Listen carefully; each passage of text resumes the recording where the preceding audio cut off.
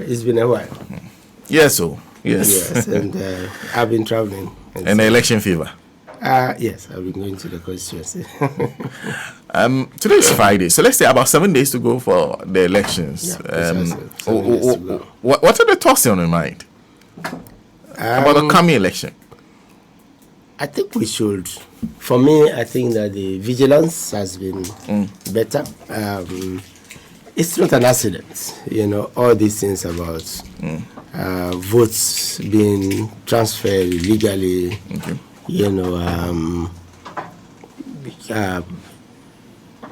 sheets being printed without specific, constituencies and things. I think we should, as a party, complement, the efforts of the combined efforts of the new guard and the old guard. Deep steeping procedures, including, of course, the chairman himself and His Excellency. So I think the vigilance has been on now, and I think that much of, if you listen to JM yesterday, there's some, justification in saying that things have happened, in the past. But I think as he's also been urging all of us. The job is not done, so it should be taken all the way to election night and beyond.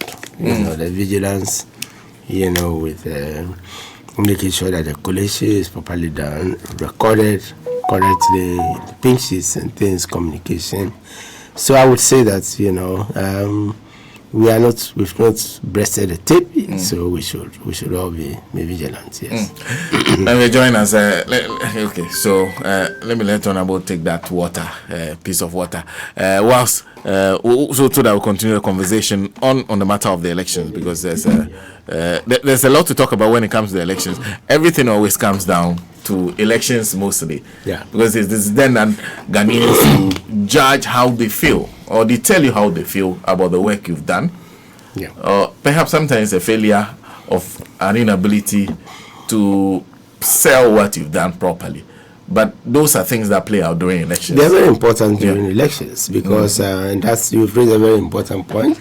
That's why we should be buttressing the fact that we performed, best, than the current administration. All the indices, we can go through some of them. We've discussed many of them, here. And the failures are monumental. They're historic. The default is not an easy thing. And so we are not back to the market. You remember when they said, we've resolved, with the creditors, now we are back in the market. Market means what? Still TBS. We can't even reopen our own domestic 3-year and 5-year bond markets, let alone sovereign bond markets. We've not been able to grow. So these are monumental failures, and compared with our record, another example is the mantra now is we've done more projects, than the NDC, right?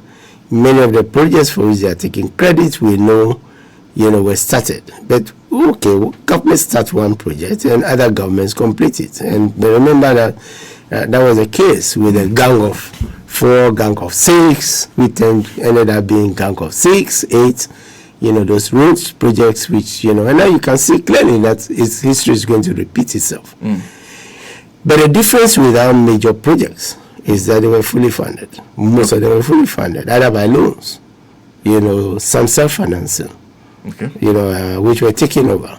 But the more important difference I wish to point out is that we did those projects and managed to reduce the rate of borrowing. We did the projects and managed to reduce the rate of borrowing. Yes. The rate at which we were borrowing was actually sliding down, which is why we did 57%. But if you wanted to take it a little further, we did all those projects without default. Okay. So if you want to chase, it's like a race car driving, if you want to chase, the leader, you better be careful, otherwise you would just run into a ditch. And they've put the country into a ditch with all these default business. It's no joke. Because what it practically means is that even if we give them a benefit of, and again, free SHS that were able to complement it, right from 2018 when the bond was being done, 2 billion Ghana cedis out of the bond that was being was used to support, free SHS, collateralized loan, probably of the ESLA, probability, much of that went because, it didn't go to settle the IPP debt. So where did it go? It went into, probability, all those, projects, political projects and things which, we are talking about. So I'm saying that should even be taken with a pinch of salt. Okay. The fact that you are doing a lot of projects and whatever, in an era when you are defaulted, how are you financing them? With treasury bills at 30%, or leave it again for the NDC, to come and, pay as we did. Even the most important bill, despite HIPIC and everything, which was the first sovereign bond, it was the NDC that, paid 350, million US dollars with oil cash, and then used 200 million of the bond for 2015 to refinance it, right? And then it was the NDC that left the balance of 200 million, which the NPP used to take off the final balance on the bond in 2017. In fact, is that the legacy they are leaving? Some of the issues you raised in terms of the debt. Yes. Because I have also noticed an interesting banter between you and one other guy on X about you leaving money behind and whether it was advisable. Well, no, they took credit. They were taking credit, during that show that they paid off the Kufuor bond. So I had to point out that, wait a minute, we left the money which we used to pay of the Kufuor bond. I've been saying this, particularly in this studio for a very long time. We left the money in a sinking fund that was used to. And so if you are, and also accusing us of being the one who started the borrowing, and I said, we are the sinking fund. And with one oil field, that's what we achieved. So if you are coming and you are also borrowing more than us with 2 additional oil fields, where is the sinking fund that you would have used to reduce the debt, and we would not have defaulted? So I think these are the things, these are the things we need to put in context to show that, the Mahama administration, and remember we did a lot of, schools and the rest, the ones we couldn't curtail. There's nothing wrong with a leader, in my view, saying that, yes, I said this and that, right? But the state in which we are going to take the, economy, everything, much of the promises, on free SHS, they were suspended. If we had won with 3 oil fields, I bet you would have finished, the 200 schools. And that would have been a real essence. The schools that are in the bush, some of them still in the bush, some have been done under pressure and because from free SHS, is what would have made the free SHS cost effective. It's what would have prevented, the community day, senior high school. Community day, yes. Community day. Because, as I keep saying, go to the advanced countries. Secondary school is free in the counties in the US, it's free in many European countries and the rest, but they are all day.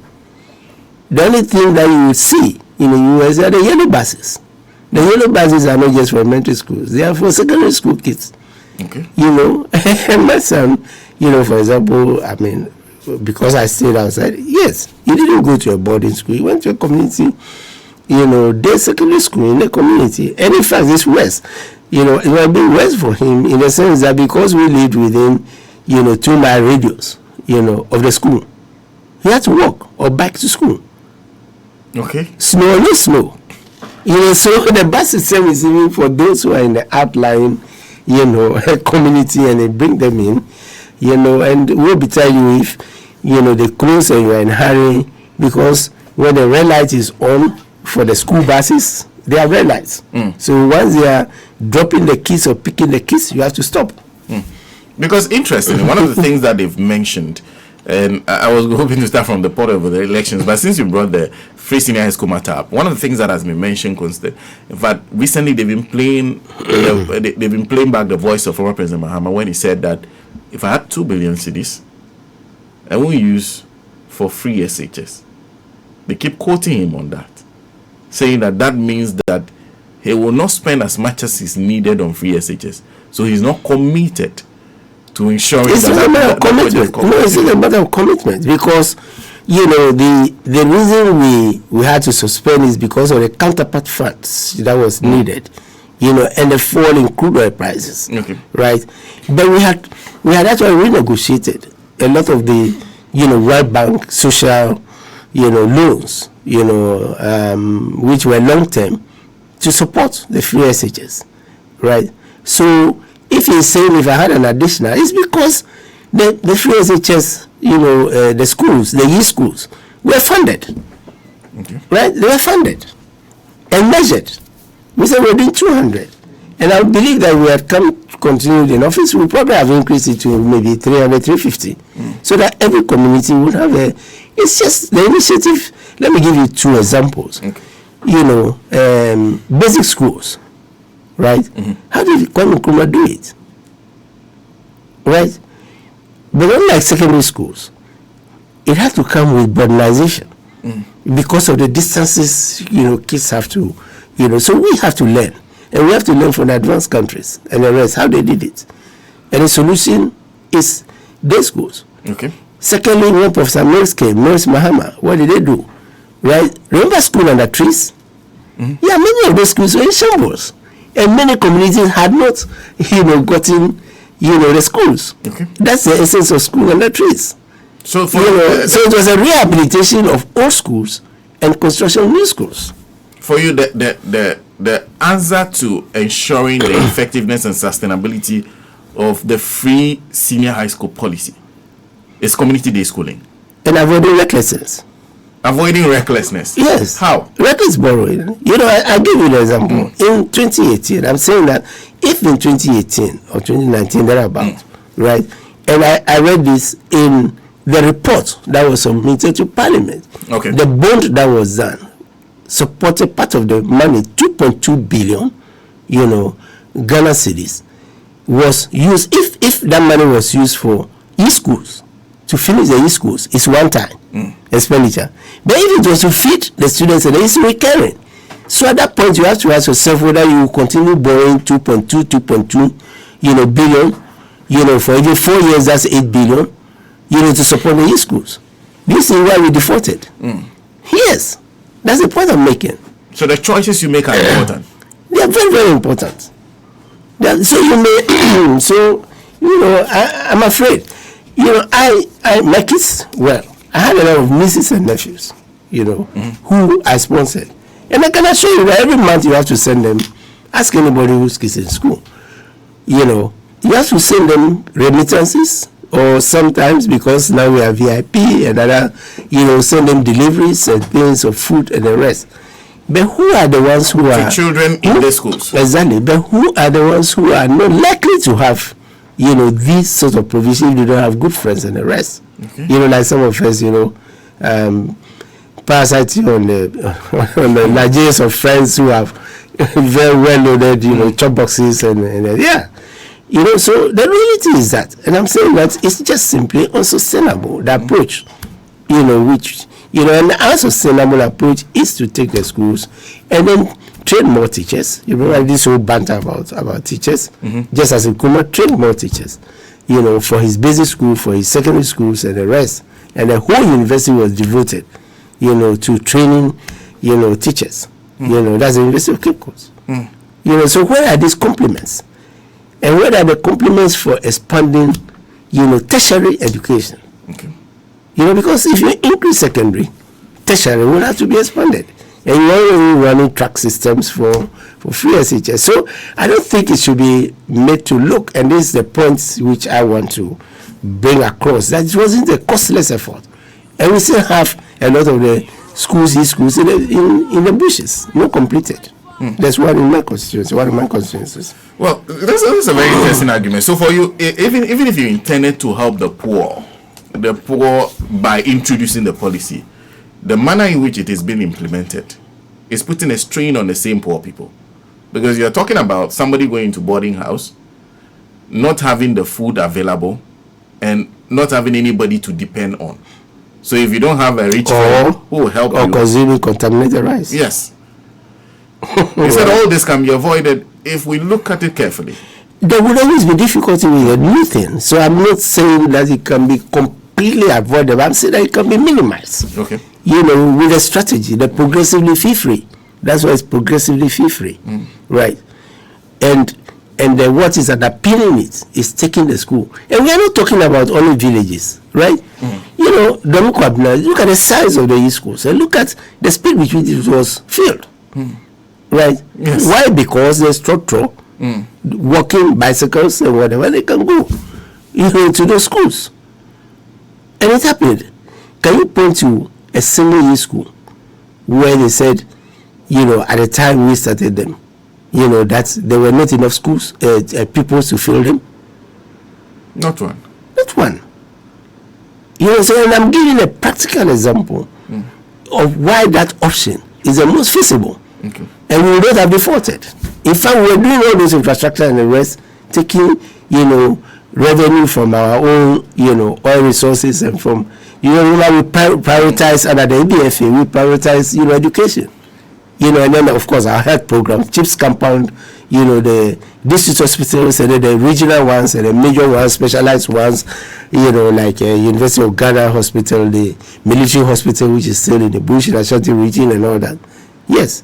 And I'm saying with emphasis that one, we never defaulted. Two, we left, a record for deficit which has never been bettered in the last 8 years, 6.1% of GDP. 1.1% above the own Fiscal Responsibility Act. So the NDC has a record to be proud of.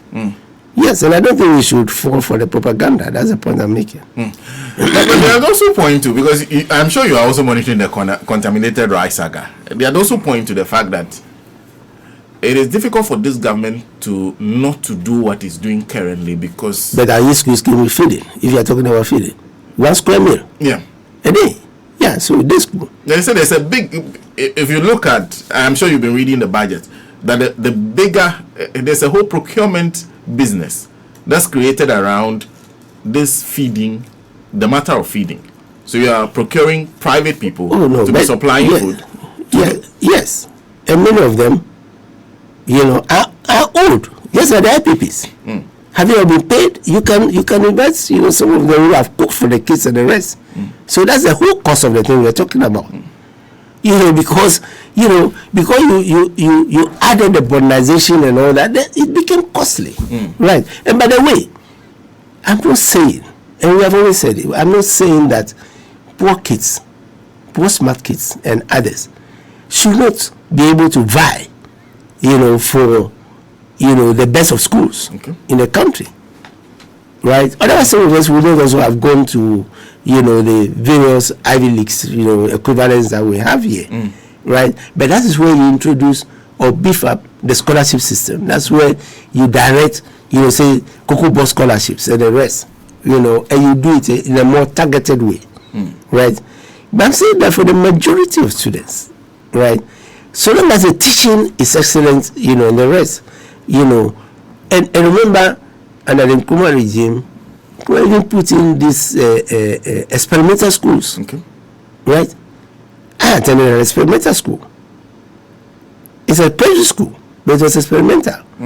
Where you are immersed, meant for, a bit of enhancing education within the community, for smart kids who probably would not have had that opportunity.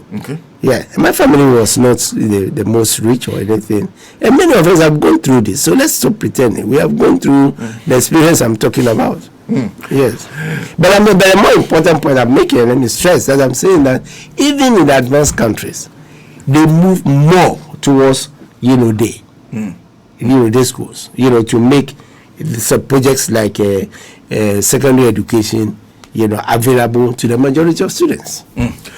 Well, that's not a matter of... In fact, there are so many things that have been... like I said, free SHS is one of the key issues they are raising. There's another one which has to do with the suggestion that if former President Mahama returns, he carries with him Dumso. That immediately he comes, the lights will start to go off again. You see, my simple answer is that you can't accuse the same former president, right, of leaving excess power. You remember that argument? Yes. Remember that yes. when they couldn't pay the IPPs, didn't they say it was because we left excess power? Right? So, why are we experiencing doom so now? When why accuse in the same breath, of leaving, a legacy of doom so? Yes, the legacy of doom so was resolved. Otherwise, you wouldn't have excess power. But if you came and you couldn't use that excess power, to manage well, why do you put the blame on the former president? I don't know if I'm making sense. The logic of the whole thing, there's no logic in the whole thing. Right? You accuse me, of not being able to resolve doom so, which is being repeated.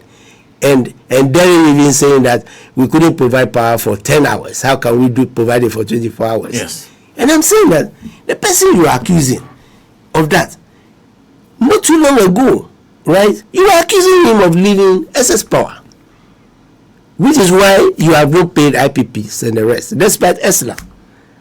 Right? You are back again and saying that, he left doing so. Don't you see the contradiction in the whole thing? Did he leave excess power or not? Right? And if you are now going to admit that he left excess power, but, because he couldn't use the ESLA he left to pay the IPPs and then, using that, to be paid after collateralizing it, then he eat the humble pie and say that, I'm afraid, yes, he left the excess power, but we are unable to. So to you, their problem is a problem of management, mismanagement, Absolutely. to manage what they Absolutely. Absolutely. From if you take the power sector, the one we used to call the PSP, which became what? The saga, with the downstream ECG. Yes. 2, why did MCC leave the country? Why did they stop the compact? Remember, that whole compact was designed to take advantage of the power. That whole compact was power, unlike the first compact, which is SSC Kufuor did, which had roads, it had a Greek, it had this. Because of the potential of power, that whole compact was power. Right? And MCC was going to bring in the money. Honorable Jirampo has been making this point all the time. And at the point, I got an insight into it because remember, I became the supervising minister for power. Yes. Yes. The other failure is a waterfall. The waterfall is not a new concept. Okay. The waterfall is associated. The waterfall is simply saying that there's upstream activity and there's downstream activity. The downstream, the upstream is, which is why we say we were not going to flare gas. We did the pipelines with the CDB loan. We constructed, the trouble plants. It's modular. Why haven't they even add another one, right? So when you get the gas and all those things upstream, you process it, and then it comes downstream, right? Okay. Through the IPPs who take the gas and they produce the power, right? And then it comes down, and the weakest link was ECG, which is where MCC was coming in, right? In terms of the losses? Instead of losses. Okay. Minimizing the losses, but also replacing the prepaid meters. Of course, we imported prepaid meters. They were kept, in warehouses for, almost the whole of the first term. They were not deployed. Why? Because the financing for all of those things, which is the downstream, right? Downstream with assistance to resolve the losses and the rest, to be able to pay those who are supplying the gas and the rest. And remember, there's a forest component, the portion Greco is exporting. All these were put, so that's the waterfall. So there's a, gas that is falling, literally, that's what it means, right? Okay. And then the payment goes up. Oh, okay. But your weakest link. And so the power, which was being supplied, was underwritten with, letters of credit and others. That is what is being defaulted on. Honorable Jinabo has been saying this all the time. When we talk about not meeting the guarantees and the rest, the guarantees are the banks and the institutions, the suppliers, who guarantee the supply of the gas. Okay. To be paid from the waterfall. So when the gas has flowed, something must flow up, which is a payment. And all those guarantees are not, being defaulted. The one, Afrizim and all those things, they are under default. So it is not a new concept. And so the forex that should have come, with the export, the excess power exported so that we can use it to make the payments, right, is what has been compromised. And compromised mainly because the resources for the downstream, ECG, never came. It never came, so that it would have introduced the prepaid meters, it would have monitored and reduced the losses so that, the payments can be made to the IPPs, and then, why is it affecting West Africa gas pipeline? Remember, we resolved some of those West Africa gas pipeline, arrears, and from the previous administration. And then we did a reverse, flow, so that if through the West Africa gas pipeline, gas is not flowing from Nigeria to feed. Now we have the opportunity through the reverse, to feed our gas into it. Okay. So there's no reason why there should be any excess, unless you are telling me that we finish supplying, power to Burkina Faso, even to Cote d'Ivoire, which today is putting the reverse. They have moved ahead of us, and they are doing all of that. I haven't said that. Then are you surprised when we find ourselves in a situation where one, we are unable to pay the IPPs? Absolutely, because it is backed, and that is the biggest guarantee that has been jeopardized, which was going to be used for other African countries. Remember, our power under MCC was also linked to President Obama's Power Africa program. Okay. Right. Okay. And I used to be somebody called Linkman, with ambassador, since I was a deputy. Okay. Yes, to make sure that these arrangements. So at a point, we even invited the World Bank, which issued the partial risk guarantee, and then the guarantee for the bond. We know that one.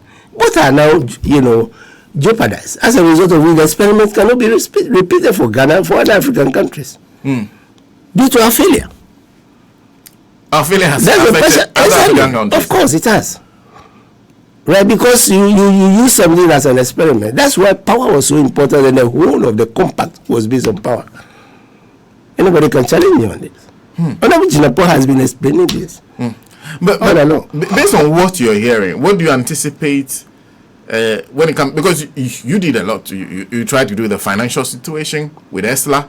You can Google the gas. You can Google, right? Even you can let your producers Google. The vice president, candidate now, the minister for finance, said in Washington, when they went to the annual meetings, the first spring meetings in April, that ESLA had enough, money to pay the IPPs. 8 years on, why are we winning them? Because the ESLA was calculated to the penny, and we started actually making the payments. We paid, all those who supplied power to VRE from ESLA before we left. ESLA was calculated to the penny. So you knew how much. $2.2 billion US. All the along the chain which I was talking about. That's 2.2, and they admitted that there was enough money, and that they were even going to collateralize it and raise more money. You raise the money in advance to pay. Where did the money go? That collateralized loan has become part of the default. So, is that a key question for you? That is causing this problem. Where did the ESLA money go? Exactly. We've always been saying it. Where did it go? Where did it go? Because it was dedicated to resolve this problem. Where did it go? Very interesting. Well, I'd like to shift to one thing since we are already in the gear of the elections. Let me share this with you. Listen, and then I'll take your response. This is Vice President Dr. Mahmoud Bawumia.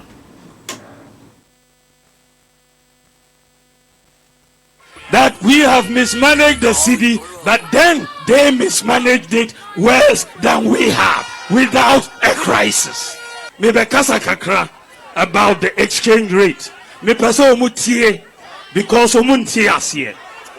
it comes to the exchange rate, you measure performance by the rate of depreciation. And yes, sir, the rate of depreciation.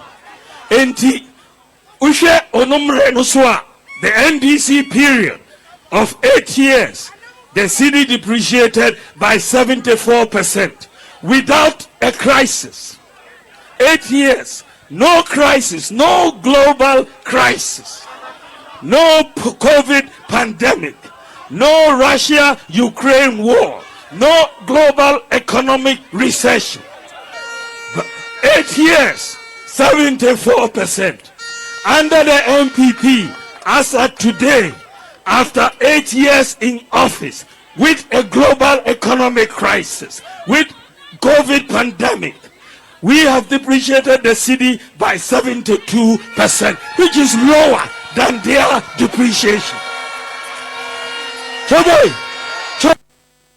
Now, do I need to play that back or you got it? No, I got it. It. Yes, I've been making this point. Okay. One, when he says that depreciation was low under the NPP, go back to the redenomination.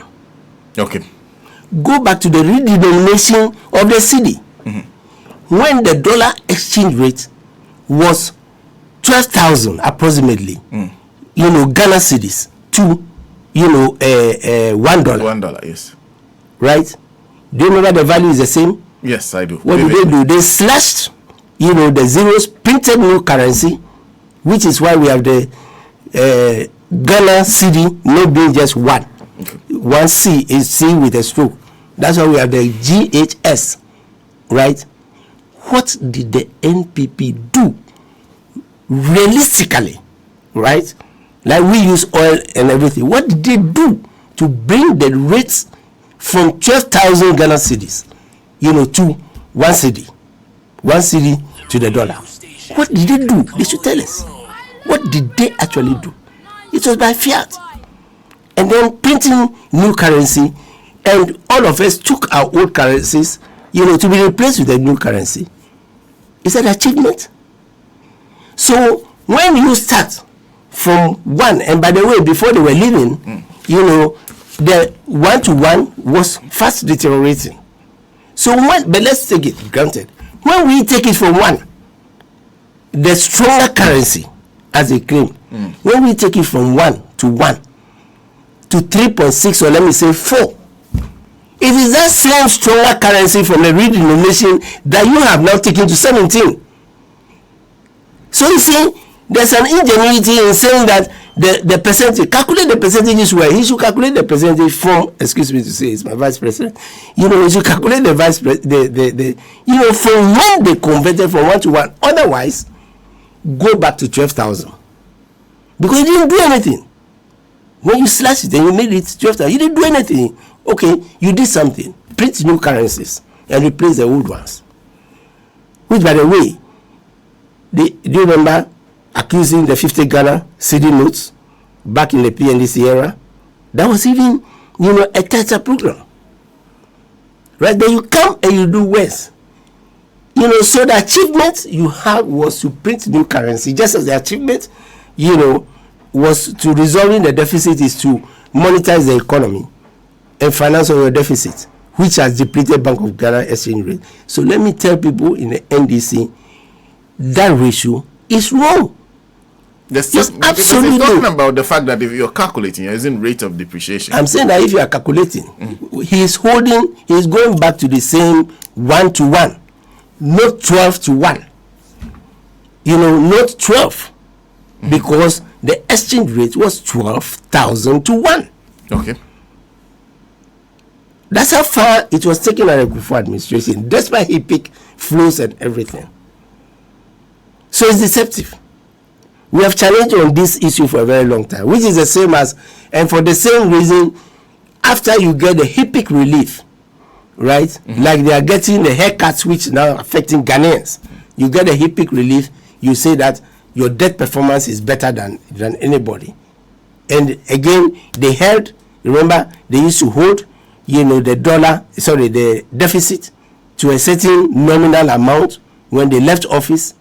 Now when we start, doing the real thing, and we are showing that we did better, and we even, post-HIPIC reduce the rate of borrowing, and they have defaulted. He's no longer, mentioning, debt, but stick to it. It is not true. So let me repeat. I'm saying that the premise of that calculation is wrong, because it is based on cutting the zeros, right? Equating the cedi. In fact, at a point in time, it's 9.8 cedis to $1. So the cedi was even stronger. What did we do? Is it productivity? What did we do to achieve that? Of course, it's use. When your currency has become almost useless, you change it. Or when it is compromised, as in the PNDC era, you change it, right? And so when we say Ghana Cedi, there was an old city without Ghana. It was just cities. Right? So now today when we say Ghana Cedis, and you remember, our market women and the rest, even the illiterate. Remember they still call, 100 million, when 1 million for what? 100 cedis. Yeah, that was the equation that, that came with the slashing of the zeros. So I'm afraid, His Excellency, nothing was done to achieve the 1-to-1, which is being used as a basis, right? And therefore, if you are going to do the calculation, calculate the NDC from 1 to 4, and then calculate the NPP from the same 1 to 17, or more graciously, calculate from 4 to 17, or 16 today. And you're saying if you do that calculation, you won't get the. But guess for yourself. No, guess for yourself. You won't get it. Guess for yourself. But realistically, how do you do that? Because you are expressing. Remember, you are going to be expressing 4 minus 17 divided by 1. Okay. And then 4 minus 1, divided by 1. So make the 1 the basis for the calculation. That's what we call the effective rate. So I'm afraid. It's just like saying nominally, we are being the first government, to take the GDP to 1 trillion. Remember that argument? Yes. But you reach 1 trillion because somebody invested in oil fields, so it took over 3. So express all the indices from debt to deficit to everything over the GDP. Because if you are going to express your GDP, which is based on better endowments, with His Excellency Kufuor Rawlings, Fourth Republic, who didn't have oil, are you being fair? You are taking advantage of the GDP, the output, which they invested in. Remember, exploration, commercial fund, and everything, they invested in it, right? And then you say, because the economy has grown on account of this financial sector and everything, and you have not even added 1 oil field, right? And then you say, because nominally I am achieving 1 trillion, or taking the GDP to 1 trillion. At the time they didn't have oil. So express their debt, express their deficit to their GDP, which is lower, much lower, to see the achievements. From Rawlings to Kufuor to Atamils to Mahama. That's why using the percentage of GDP is the more realistic measure. And if we want to compare the percentages, let us go back to redenomination, when nobody made any effort, but we just slash the cities and replace the cities and do the calculation from there, from 1 to 1. That's quite interesting. But in the end, what he's also saying is that they are here because of crisis, and you did not have any crisis. Has he forgotten the global financial crisis from 2007 to 2000, which is actually what informed us to establish the stabilization fund? You see what happens when you estimate somebody's crisis, even domestic crisis, right? When you estimate my crisis, you will not prepare for the next crisis, which is why we were putting money in the stabilization fund, which they took for COVID. Today he's talking about the vice president, His Excellency, is talking about, they experiencing COVID. Where did they get the first money for COVID? Did they go to Parliament to take the stabilization fund? Who put that 250 million and did they add to it? I often do a very simple arithmetic. I'm saying that if with 1 oil field, the Mahama administration was able to put 250 million aside for emergencies, right, for shocks, and that is Jubilee. If after taking over 10 failed, you add 250, forget about the volume. As for the volume, I don't know, because ours was 70,000 average. They took it to almost 200,000 barrels. But let's do it pro rata. If you also added 250 for 10 failed, and you added 250 for Sankofa before COVID struck, how how much would have been in the stabilization fund? Is it 750? Would we have gone to the IMF to borrow 1 billion? We would have gone to the IMF to borrow only 250 because we have built our own resilience for shocks. But you took the money out. You take Mama's money and then you accuse him and saying that he never, after giving you money for shocks, you say that he never experienced shock. And you forget that the stabilization fund itself came, from the experience with the global financial crisis. Go to the Hansard for the examples that were cited when the stabilization fund was established. And it's the same thing. Remember, even the last debate I had, they claim that after all, they paid for the last tranche, for the Kufuor bond, the 200 million. We left the money. We left that money that was used. I can say with confidence. We paid off 350, approximately. It was 336, but just approximate. And then we used our 2015 bond, to refinance, and we left the 200. And the reason we left it, we had to leave it because when we made a declaration that we were buying our own bonds, those who were holding the bonds, and earning 8.5 or 8, refused to put it on the market again because the market price had become 4.6, which is what we're, 4.4, 4.6. Okay. And so they took it to 10, which is October 4th, 2017. And they used the money we left in the sinking fund. Was there even any acknowledgement that this money we are using was left by Mahama in anticipation of him winning 2017? Is that a big issue? Because I realize even from... It is a big issue because they are making it a big issue. And so I want our people to understand that if they make it a big issue, we should make it a big issue because it's our money that they use for COVID, it's our money that they use, and they refuse to add more to it. On the matter of acknowledgements, in fact, with the interchanges that he's commissioned, he never mentions the name of the former president, finds other people to give credit for. Does that worry you? That he does not even acknowledge that it doesn't worry from somewhere? No, it doesn't worry me because, they don't have a tradition for acknowledging anything. And let me say that. I say that with all humility and with all respect. Do you respect, You remember when President Mills finished the Kanda Highway? Who did he invite? Because the Kanda Highway was from Compact 1. And who did Compact 1? Was it not President Kufuor? I think that was the N1. N1, yes, sorry. Yes. N1. Yeah, Highway 1. Right? Is that not an acknowledgement? Was that not an acknowledgement? Yes. That yes, I finished the pipeline. And the credit for starting it goes to such and such a person.